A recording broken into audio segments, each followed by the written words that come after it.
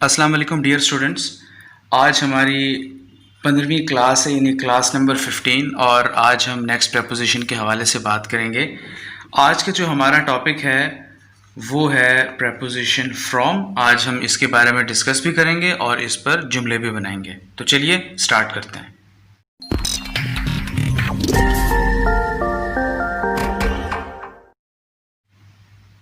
जी तो स्टूडेंट्स, इस प्रपोजिशन यानी फ्रॉम के बहुत सारे मल्टीपल यूज किए जाते हैं, इंग्लिश में इस्तेमाल किए जाते हैं, लेकिन हम स्पेसिफिकली बिगनर्स के लिए सिर्फ वो प्रपोजिशन इस्तेमाल करेंगे जो कि आपके लिए समझना स्टार्टिंग में बहुत ज़्यादा ज़रूरी है।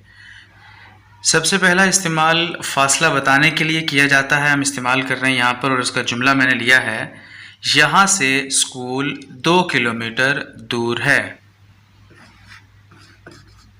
School is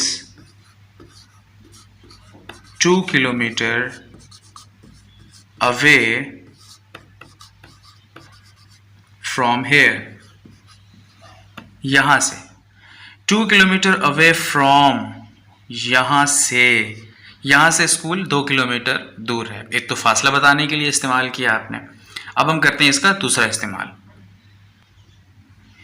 से, यानी किसी चीज़ से अलग होना या किसी चीज़ से जुदा हो जाना। जुमला मैं ले रहा हूँ, कलम हाथ से गिर गया, तो इसका मैं जुमला बनाऊंगा, pen dropped from the hand. From, हाथ से, पेन गिरा फ्रॉम द हैंड, हाथ से, तो ये इसका दूसरा इस्तेमाल है। एक और इस्तेमाल है, उसमें भी से के मीनिंग में इस्तेमाल होता है, लेकिन वो किसी वक्त से लेकर, हम तब इस्तेमाल करते हैं इसको, किसी वक्त से लेकर। मसलन हम सुबह से शाम तक पढ़ते हैं। हम पढ़ते हैं, वी स्टडी। कब से? सुबह से।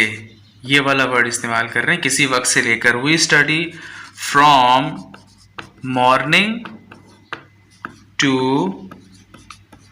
evening. We study from morning to evening. तो ये इस सेंस में भी इस्तेमाल किया जा सकता है।